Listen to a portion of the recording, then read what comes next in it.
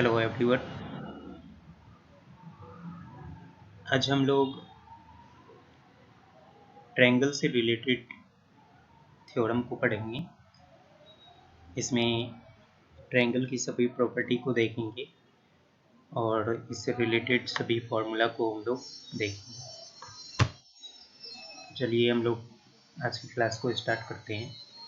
और ये class geometry section को यदि देखा जाए तो आप सभी के लिए बहुत ही इम्पोर्टेंट होगा, क्योंकि इसमें कुछ ऐसे फॉर्मूले हम आपको देंगे जो कि कॉम्पिटिटिव एग्जाम में अक्सर वैसे प्रश्न पूछे जाते हैं। तो चलिए हम लोग क्लास को स्टार्ट करते हैं। उम्मीद है ये क्लास आप लोगों को पसंद आएगी। चलिए देखिए, विस्तृत जानकारी हम लोग प्राप्त करेंगे सभी के बारे में, ट्रायंगल के टाइप्स के बारे में, ट्रायंगल किस तरह का होता है, सभी के बारे में। तो चलिए स्टार्ट करते हैं हम लोग। देखिए, त्रिभुज त्रिभुज है क्या कि एक त्रिभुज के 3 शीर्ष होते हैं, 3 कोण होते हैं, 3 भुजा होती है। यहाँ पे देखिए, ये आपका फर्स्ट साइड है, ये सेकेंड साइड है और ये आपका थर्ड साइड, और ये आपका वर्टेक्स है, ये भी वर्टेक्स है आपका, और ये आपका वर्टेक्स है। तो 3 वर्टेक्स हो गया, ये फर्स्ट वर्टेक्स हो गया, ये सेकेंड वर्टेक्स हो गया और ये थर्ड वर्टेक्स हो गया। साइड आपका ये फर्स्ट साइड है, ये सेकेंड साइड है और ये आपका थर्ड साइड। और 3 कोण थे, 3 कोण, ये देखिए एंगल हो गया, ये सेकेंड एंगल है आपका और ये आपका एंगल है थर्ड, है ना। तो त्रिभुज वह होंगे जिसके 3 शीर्ष होंगे और 3 कोण होंगे और 3 भुजा होंगे, तो उसको हम लोग त्रिभुज बोलेंगे। यहाँ पे सभी आपको बताया गया है। शीर्ष जो है वो ए बी सी है, जो है आपका वो है आपका एंगल ए बी सी, बीच वाला जो भी है उसको हम लोग एंगल बोलते हैं। तो यहाँ पे एंगल आपका ए बी सी लिखा हुआ है, तो बीच में एंगल बी है तो बी एंगल हो गया। ये आपका हो गया मिडल में सी, तो एंगल सी को डिनोट कर रहा है, और ये मिडल में आपका है ए, तो एंगल ए को डिनोट कर रहा है। ठीक है। अब किसी भी दो भुजा का योगफल हमेशा तीसरी भुजा से हमेशा बड़ी होगी, है ना। कहने का अर्थ ये है कि त्रिभुज यदि आपका बनेगा तो कोई भी दो भुजा, है ना, यदि आपका ये ए है, ये आपका बी है, तो ये आपका ए और बी दोनों भुजाओं का योगफल जो है तीसरी भुजा से बड़ी होगी, यानी सी से बड़ी होगी। यदि आप इसी को बी और प्लस सी करें तो ये भी तीसरी भुजा यानी जो बच गया आपका ए से बड़ी होगी। अगर यदि आपका है ए और प्लस हम लोग सी करें तो ये आपका तीसरी भुजा यानी आपका बी से क्या होगा, बड़ा। ठीक है। त्रिभुज में ऐसा प्रॉपर्टी हो, इससे प्रश्न पूछे जाते हैं कि ये साइड आपको दिया हुआ रहेगा और आपको बताना है कि ये त्रिभुज बन सकता है या नहीं, है ना। फिर कहता है कि किसी भी दो भुजाओं का अंतर जो है वो तीसरी भुजा से हमेशा छोटी होगी, है ना।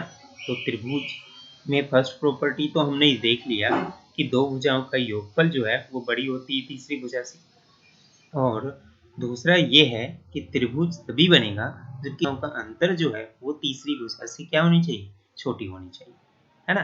ये दो भुजा ए माइनस बी तीसरी भुजा से छोटी। फिर यदि हम लोग देखें बी माइनस सी जो है वो तीसरी भुजा यानी ए से छोटी होनी चाहिए, और यदि ए माइनस सी जो है ये आपका तीसरी भुजा यानी बी से छोटी होनी चाहिए, है ना। तो दो भुजाओं का योगफल तीसरी भुजा से हमेशा बड़ी और दो भुजाओं का अंतर तीसरी भुजा से हमेशा क्या होनी चाहिए, छोटी होनी चाहिए। ठीक है। अगला, यदि कोण मालूम हो तो सबसे बड़ी कोण के ठीक सामने वाली भुजा सबसे बड़ी होती है और सबसे छोटी कोण की सामने वाली भुजा सबसे छोटी होती है ना। देखिए, ये आपका एक त्रिभुज है, बनाते हैं हम लोग त्रिभुज। ये मान लीजिए आपका है क्यू आर। इसमें आपको ये बताया जा रहा है कि यदि आपको कोण पता हो, मान लीजिए कि ये कोण आपका है 100 डिग्री और ये कोण है आपका 60 डिग्री और ये कोण आपका 20 डिग्री, आपा नहीं है, ये आप जो है अंदाज ऐसे मैंने लिख दिया है ना। अब इसका कहने का अर्थ ये है कि यदि आपको कोण पता है, जैसे पी कोण आपको पता है, ये सबसे बड़ा कोण है ना, तो इसके सामने वाली भुजा जो है वो सबसे बड़ी। तो इस त्रिभुज में जो है वो पी कोण जो है आपका है 100 डिग्री, जो कि सबसे बड़ी कोण है अन्य दोनों कोण से। इसलिए क्यू पी कोण के ठीक सामने वाली जो भी आपका साइड है, साइड आपका क्या है क्यू आर, तो क्यू आर जो है त्रिभुज की अन्य सभी भुजाओं से बड़ी। यानी इसको यदि हम लोग बढ़ते क्रम में या घटते क्रम में लिखें तो सबसे बड़ा आपका क्या होगा क्यू आर होगा। उसके बाद ये 60 डिग्री है, तो कोण जिस तरह से आपका होगा उसके ठीक सामने वाली भुजा तरह से। तो कोण आपका ये 60 डिग्री है, तो फिर 100 के बाद 60 डिग्री यानी पी आर होगा। और उसके बाद ये किससे बड़ा होगा, ये सबसे छोटा कोण है, तो सबसे छोटी भुजा आपका हो गया क्या पी और क्यू, है ना। इससे भी प्रश्न हमेशा आपसे पूछा जाता है, ठीक है। तो यहाँ तक किसी को प्रॉब्लम नहीं होनी चाहिए, उम्मीद है अच्छे से हम समझा पाए होंगे। ये सभी आपका बेसिक है और ये सभी से आपको प्रश्न जो है पूछा जाता है, और ये सभी एक ऐसा सेक्शन है जिसमें आपको कोई टाइम देने की ज़रूरत नहीं पड़ती है ना। इसको आसानी से कर पाते विदाउट टाइम दिए हुए। आप केवल यदि याद रखते हैं तो आप जो है एग्ज़ाम में अच्छी मार्क प्राप्त कर सकते हैं। तो ये सभी जो बताया जा रहा है क्लास में, वो सभी टॉपिक जो है इम्पोर्टेंट है एग्ज़ाम के बेस से। और ये ऐसा नहीं है सिर्फ कॉम्पिटिटिव क्लास ही है, ये क्लास 10 क्लास 7 क्लास सभी क्लास वाले के लिए, क्योंकि सभी क्लास में तो त्रिभुज पढ़ना है और सभी में इतनी डिटेल्स आपको मिलेंगे नहीं। तो चलिए हम लोग आगे देखते हैं।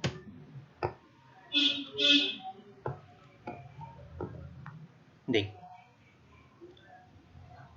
कहते हैं कि किसी भी त्रिभुज का क्षेत्रफल जो है शून्य नहीं हो सकता है ना। अब देखिए शून्य क्यों नहीं होगा, इसका क्षेत्रफल यदि शून्य होगा तो वो तो एक लाइन बनाएगा ना, वो त्रिभुज तो बनाएगा ही नहीं। जैसे ये त्रिभुज बन रहा है, ये शून्य होगा मतलब ये वाला पॉइंट जो है ये इस लाइन पे ही होगा, तीनों पॉइंट एक ही लाइन पे होगा, तो इसको हम लोग संरेखीय बोलते हैं,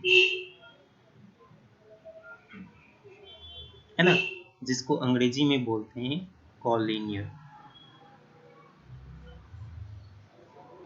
है ना। इसका अर्थ ये हुआ कि त्रिभुज यदि बनेगा तो आपका क्षेत्रफल शून्य कभी हो नहीं सकता। यदि क्षेत्रफल शून्य होगा तो वो त्रिभुज नहीं बन सकता, ठीक है।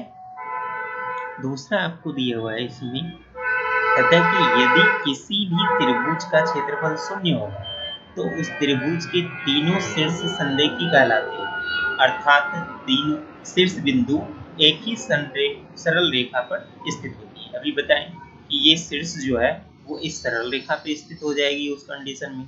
यदि ये आपका ए बी सी है तो सी पॉइंट क्या होगा, यदि शून्य होगा तो इसका मतलब ये इसी लाइन पे स्थित होगा, तभी तो शून्य होगा ना, ये क्षेत्रफल यहाँ पे बनेगा ही नहीं, तो ये आपका इसी लाइन पे जो है बिंदु होगा। तो यहाँ पे कह रहा है कि तीनों शीर्ष जो है सरल रेखा पर स्थित होते हैं, है ना, और इसी को हम लोग कहते हैं संरेखीय। तो इस कंडीशन में जो है त्रिभुज का क्षेत्रफल 0 होगा तो उसको हम लोग संरेखीय बोले, ठीक है। अब देखिए त्रिभुज के तीनों कोण का योगफल हमेशा कितना होता है 180 डिग्री। उसका तीनों कोण यानी आपका त्रिभुज ए बी सी है तो एंगल ए, एंगल बी और प्लस एंगल सी, ये तीनों कोण का योगफल हमेशा 180 डिग्री होगा हमेशा। और 180 डिग्री को रेडियन में हम लोग पाई लिखते हैं, यानी एक रेडियन के बराबर और 2 समकोण के बराबर, है ना, एक रेडियन 2 समकोण के बराबर, ठीक है। फिर कहता है किसी भी त्रिभुज के किसी भी शीर्ष के सामने वाली भुजा सम्मुख भुजा कहलाती है ना। देखिए किसी भी त्रिभुज के किसी भी शीर्ष के सामने वाली भुजा। तो ये जैसे है आपका एक त्रिभुज हम बना ही लेते हैं। ये आपका त्रिभुज है ए बी और सी। किसी भी त्रिभुज के शीर्ष के सामने वाली भुजा सम्मुख भुजा। ये त्रिभुज के शीर्ष शीर्ष तो ये आपका है ए, इसके ठीक सामने वाली भुजा, सामने वाली ये भुजा है, तो बी क्या हो गया, सम्मुख भुजा हो गया। किसके लिए, शीर्ष ए के लिए।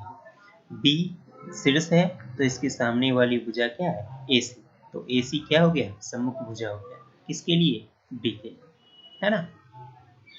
उसी प्रकार से सी शीर्ष के लिए सम्मुख भुजा क्या हो गया, ए। ठीक है, अब आगे देखिए, कहता है कि किसी भी भुजा के सामने का कोण सम्मुख कोण कहलाता है ना। तो उसी प्रकार से सामने वाली भुजा जो है सम्मुख भुजा कहलाती है, मतलब सामने वाली कोण जो है वो सम्मुख कोण कहलाएगी। यानी BC का सम्मुख कोण जो है वो क्या हो गया, ए हो गया। ठीक है, कहता है संगत भुजा वह भुजा होती है जो किसी एक बिंदु पर, है ना। जैसे कि यहाँ पे AB और BC एक बिंदु B पर मिल रही है, तो ये दोनों भुजा क्या हो गया, संगत भुजा हो गया। उसी प्रकार से AC ये वाली, है ना। समझ में नहीं आया था तो कलर का चेंज करते हैं हम लोग, है ना। देखिए यहाँ पे AC और BC, है ना, ये दोनों कहाँ पे मिल रहा है, C बिंदु पर। तो ये AC और BC ये क्या हो गया, संगत भुजा कहते हैं, तो उसको संगत भुजा कहते हैं। उसी प्रकार से BA और CA, तो ये दोनों एक शीर्ष पे मिल रहे हैं, तो इसको हम लोग संगत भुजा कहते हैं। नाम से ही स्पष्ट है, यदि हम लोग देखते हैं संगत यानी दोनों में एक संगत है, ये इसमें भी है इसमें भी है, यानी ए शीर्ष पर ये मिल रहा है। ये दोनों संगत यानी इसमें C इसमें C, ये दोनों C पर क्या है, मिल रहा है ना। ये दोनों संगत है, यानी ये दोनों C बिंदु पर क्या हो रहा है, मिल रहा है। ठीक है,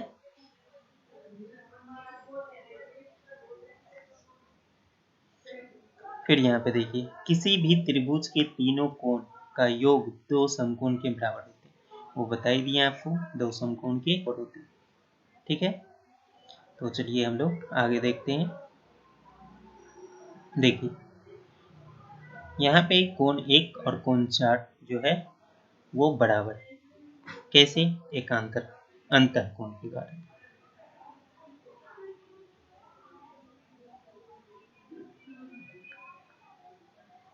है ना। यहाँ पे देखिए एकांत अंतः कोण कहते हैं किसको, ठीक है। तो कोण 1 जैसे कि पीछे फिगर में जो आपको दिया हुआ था, ये कोण 1 और कोण 4, है ना। यहाँ पे देख रहे हैं कि ये दोनों आपस में क्या है, समानांतर है और समत्रिभुज है, तो ये कोण और ये कोण क्या है, अल्टरनेट एंगल हो गया। तो एंगल 4 और एंगल 1 क्या होगा, बराबर। उसी प्रकार से एंगल 5 और एंगल 2 क्या होगा, ये बराबर होगा, है ना। चलिए इस फिगर को हम लोग पीछे बनाते हैं। यही था ना आपका,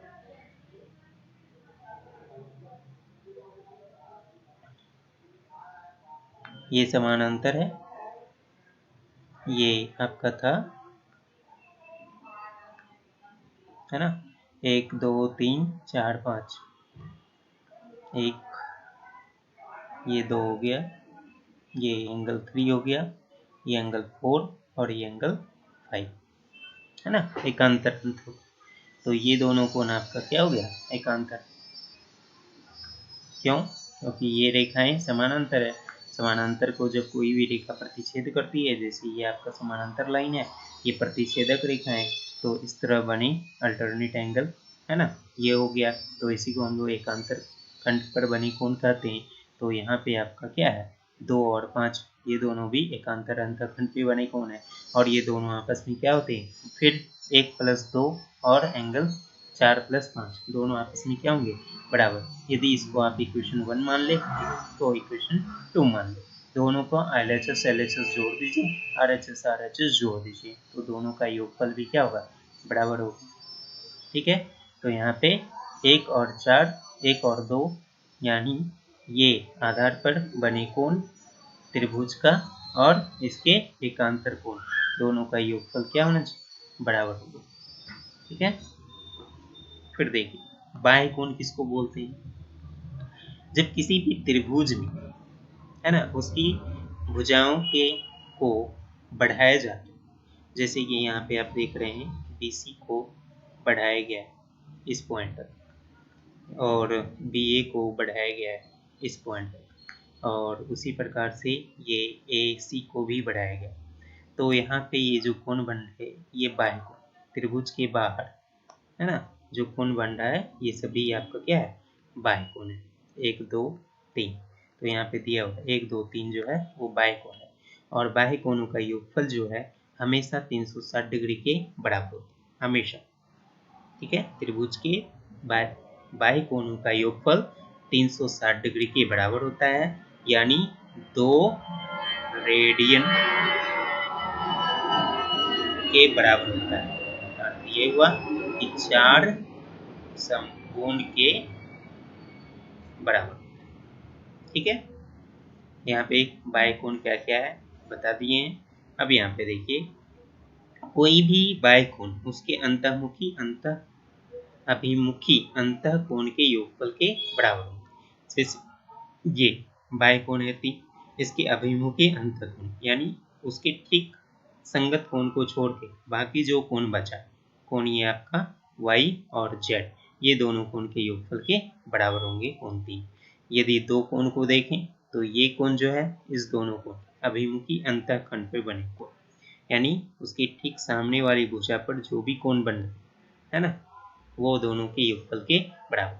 तो यहाँ पे देख रहे हैं कोण 1 है तो ये दोनों कोण के योगफल के बराबर होंगे, तो x प्लस वाई के बराबर हो गए। कोण 2 जो है x प्लस जेड के बराबर हो गए। कोण 3 जो हो गया वो y प्लस जेड के बराबर। ठीक है, समझ में आया? आगे हम लोग देखते हैं प्रॉपर्टी। देखिए अब हम लोग चलते हैं कि त्रिभुज के प्रकार, त्रिभुज के रिलेटेड सभी चीज़ हम लोग जान गए हैं। अब त्रिभुज के प्रकार में हम लोग देखेंगे इसके कितने टाइप होते हैं, इसके किस टाइप में कैसा कंडीशन होता है ना, उस कंडीशन में क्षेत्रफल क्या होगा, अंतःवृत्त की त्रिज्या क्या होगी, बाह्यवृत्त की त्रिज्या क्या होगी, सभी हम लोग देखेंगे। ठीक है, तो उसमें सबसे पहले हम लोग देखते हैं स्केलेन ट्रायंगल। स्केलेन ट्रायंगल जिसको हिंदी में हम लोग बोलते हैं विषम बाहु त्रिभुज।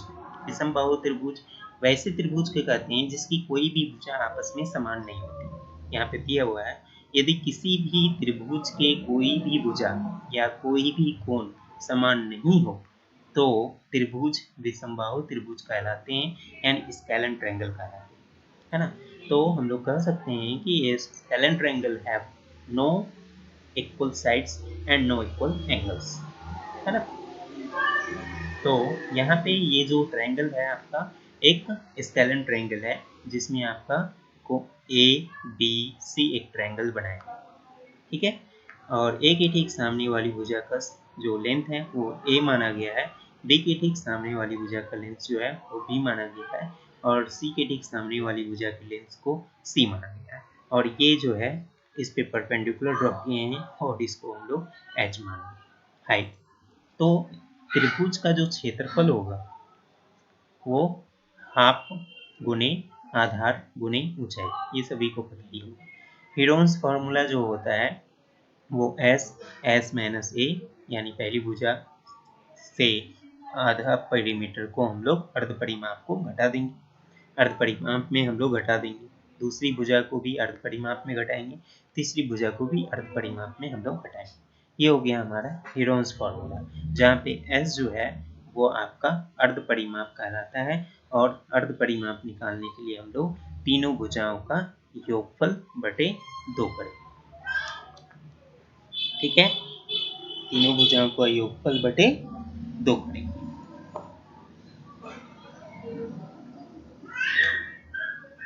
है ना, यहाँ पे देखिए अर्ध परिमाप आपको तीनों भुजाओं का योगफल बटे 2, और ये त्रिभुज की तीनों भुजा बराबर हो गया आपका क्या? परिमाप। ठीक है, ये हो गया आपका परिमाप। अब यहाँ पे देखिए त्रिभुज का क्षेत्रफल इस कंडीशन में जो है आपका, यदि एंगल आपको दिया हुआ हो, है ना, तो ये एंगल दिया हुआ है, तो इस यहाँ पे हाफ गुने ए बी साइन सी, है ना, ये जो एंगल बना रहा है उसके संगत, है ना, भुजाओं का गुणज का आधा और साइन एंगल लेंगे, साइन का एंगल, तो ये आपका हो गया क्षेत्रफल। उसी प्रकार से ये आपका क्षेत्रफल हो गया। यदि आपको ए एंगल लेना है तो इस दोनों भुजा का गुणज, है ना, और हाफ एंगल है।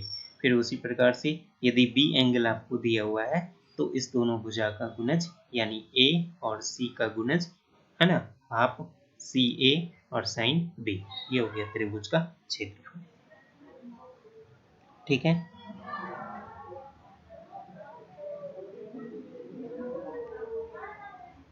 अब देखिए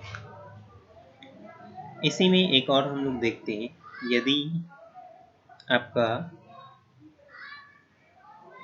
एक त्रिभुज है ए बी सी, है ना, और ये आपका है मीडियन एन, मान लेते हैं इसको, और ये मीडियन जो है, मीडियन को एम से ही लिख दीजिए। मीडियन जिसको हम लोग माध्यिका बोलते हैं, माध्यिका कहते हैं किसको है, पहले ये जानो। माध्यिका जो है त्रिभुज के किसी भी शीर्ष से उसके सामने वाली भुजा के मध्य बिंदु को मिलाने वाली रेखा को कहते हैं। त्रिभुज की किसी भी शीर्ष के उसके सामने वाली भुजा के मध्य बिंदु को मिलाने वाली रेखा माध्यिका कहलाती है, जिसको हम लोग अंग्रेजी में मीडियन बोलते हैं। ठीक है, तो ये हमारा हो गया मीडियन, जिसको हम लोग एम से डिनोट करते हैं। ठीक है, तो इस कंडीशन में जो है सामने वाली भुजा जो है दो बराबर भागों में बढ़ती है, तो ये आपका बी एन जो है वो बराबर होगा एन और सी, है ना, माध्यिका है इस कारण से। और इस कंडीशन में यदि आपको माध्यिका यानी ए और एन की लंबाई आपको निकालना है, जिसको कि हम लोग एम मानते हैं, तो इसकी जो लंबाई है वो हाफ गुने रूट अंडर 2 इंटू ए स्क्वायर, यानी इसके ठीक सामने वाली भुजा, है ना, यदि हम लोग इसको मानते हैं ए, ये आपका बी के ठीक सामने वाली बी, और ये आपका सी। ठीक है, तो यहाँ पे इसके ठीक सामने वाली भुजा क्या है, ए, पहले उसके हाफ गुनी संयुक्त भुजा, है ना, अंडर रूट 2 इंटू सी स्क्वायर, फिर उसी प्रकार से 2 इंटू बी स्क्वायर, जिस शीर्ष से आप माध्यिका खींचें उस दोनों की संगत भुजाओं का वर्ग का दोगुना का योग, और माइनस बी स्क्वायर यानी उस ए स्क्वायर यानी उसके ठीक सामने वाली भुजाओं का वर्ग का अंतर। ये आपका मीडियन का फॉर्मूला है। यानी इसको यदि हम लोग लिखें m is equal to A N, तो half into 2 into A B square plus 2 into A C square और माइनस बी सी स्क्वायर, है ना, ये फॉर्मूला। ठीक है, ये किसके लिए, मीडियन के लिए, है ना, माध्यिका का फॉर्मूला होगी। ठीक है, अब इसी में दूसरा ये हुआ, पहले तो आप ये देख लिए कि माध्यिका हो तो हम ये फॉर्मूला लगाएंगे। अगर यदि जैसे कि ये आपका एक त्रिभुज है,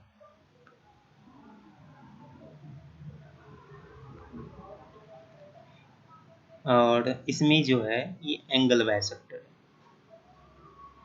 ये एंगल बराबर ये एंगल। ठीक है, हम लोग मान लेते हैं इस त्रिभुज को है ये ए बी और सी। ठीक है, ये एंगल बाइसेक्टर है, यानी ये दोनों एंगल आपस में क्या है, बराबर है, और इसको हम लोग मान लेते हैं बी। तो अब ये हमारा भुजा हो गया साइड ए, ये बी के ठीक सामने वाली भुजा का लेंथ हम लोग मान लेते हैं बी, और सी के ठीक सामने वाली भुजा का लेंथ हम लोग मान लेते हैं सी। तो इस कंडीशन में यदि आपको निकालना है ये है ना BD की लंबाई, सॉरी, आपको निकालना है यदि BD की लंबाई यानी एंगल बाइसेक्टर, जिसको हम लोग यदि हम लोग G से लिखते हैं, तो एंगल बाइसेक्टर यानी BD की यदि आपको लंबाई निकालना है तो 2/A + C है ना, 2/A + C और √ ACS, जहाँ पे S हम लोग जानते हैं अर्ध परिमाप और S - B, ये आपका फॉर्मूला है। ठीक है, और इस कंडीशन में आपका जो है CD अनुपात CB ये बराबर होता है AD अनुपात AB। ठीक है, इससे रिलेटेड प्रश्न हमेशा पूछा जाता है, जितनी भी प्रॉपर्टी बताया जा रहा है ज्योमेट्री में, इससे रिलेटेड प्रश्न को हमेशा SSC पूछती रहती है, रेलवे पूछती रहती है ना। जिसमें ज्योमेट्री आता है उसमें हमेशा इस तरह के प्रश्न को पूछा जाता है, इसलिए ये सभी प्रॉपर्टी आपके लिए इम्पोर्टेंट है। और ज्योमेट्री का ये एक ऐसा सेक्शन है जो कि आपको एग्जाम में टाइम की बचत करता है ना। आपको लगता है कि ज्योमेट्री में टाइम की बहुत ही खपत होती है, बट टाइम की इसमें बहुत ही बचत होती है, क्योंकि इसमें एक बेसिक फॉर्मूला ही होते हैं जिसकी प्रॉपर्टी को आपको याद रखना पड़ता है केवल, क्योंकि एग्ज़ाम में तो इतना टाइम नहीं होता है कि आप उसको प्रूव करें, इसलिए आपकी प्रॉपर्टी को याद तो रखना ही पड़ेगा। और प्रॉपर्टी जब याद है तो आप डायरेक्टली फॉर्मूला लगा के इसको सॉल्यूशन दीजिए, है ना, आगे कुछ करने की ज़रूरत है नहीं। तो ये आपका हो गया, आगे चलते हैं। देखिए अब त्रिभुज के अंतर्गत आपको वृत्त बना हुआ है, इसको हम लोग अंतःवृत्त बोलते हैं, है ना। और इस कंडीशन में यदि आपको त्रिज्या दिया हुआ है अंतःवृत्त की R, तो त्रिभुज का क्षेत्रफल जो होगा वो हाफ गुने त्रिज्या गुने त्रिभुज का परिमाप होगा, जो कि यहाँ पे लिखा हुआ।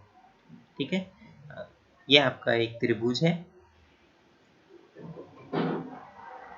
और त्रिभुज का ये परिवृत्त है। ठीक है, और ये आपका है क्या, त्रिज्या, और ये भी आपका त्रिज्या है। तो इस कंडीशन में त्रिभुज का जो क्षेत्रफल होगा वो हाफ गुने त्रिज्या का स्क्वायर और केंद्र पर बने कोण का साइनिक वैल्यू, है ना, जो कि यहाँ पे आपको दिया हुआ है। ठीक है, समझ में आया? आगे देखते हैं। अब कोई एक ऐसा त्रिभुज है जिसमें आपको माध्यिका दिया हुआ है, ये सभी माध्यिका है ना। माध्यिका की लंबाई आपको दिया हुआ है जो कि G पर आपको कट रहा है, जिसको हम लोग कहते हैं गुरुत्व केंद्र,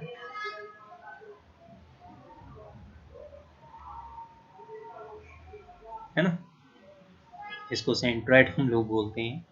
तो प्रत्येक माध्यिका की लंबाई आपको दिया हुआ है, फर्स्ट है W, दूसरा का V और तीसरा का U। तो इस कंडीशन में आपका जो त्रिभुज का क्षेत्रफल होगा, तो इस कंडीशन में आपका त्रिभुज का क्षेत्रफल जो होगा वो 4/3 √S S - U S - B S - C, ये हीरोन्स जो हम लोग लगाते हैं। और जहाँ पे S जो होता है अर्ध परिमाप उधर हम लोग कहते हैं, और यहाँ पे S जो हो गया ये सभी माध्यिकाओं के योगफल का आधा है। ठीक है,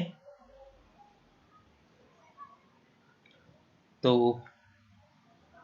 उम्मीद है ये सभी समझ में आ चुका होगा। तो त्रिभुज की फर्स्ट क्लास को हम लोग यहाँ पे समाप्त करते हैं।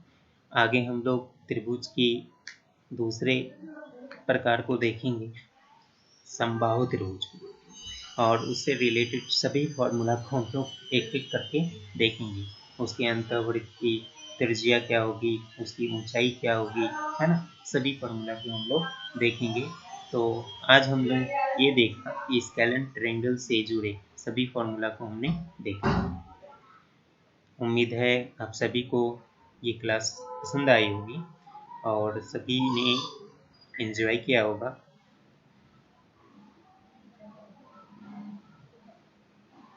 आज के लिए बस इतना ही। फिर से अगले क्लास में हम लोग मिलेंगे। आप सभी को यदि इससे थोड़ी सी भी बेनिफिट हुई हो और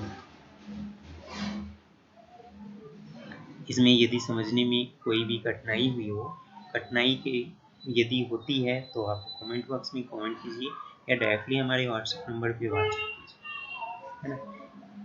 तो आप इसको, आप सभी से निवेदन है कि इस क्लास में जो भी हमने पढ़ाया वो आप लोगों को पसंद आए होंगे और निवेदन यह है कि बस आपकी लाइक और सब्सक्राइब के लिए निवेदन है।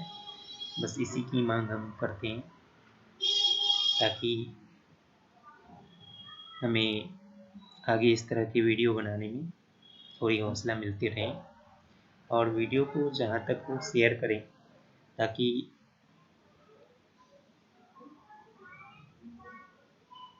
दूसरे भी इससे कुछ बेनिफिट ले सकें। तो आज की क्लास को हम लोग यहाँ पे समाप्त करते हैं।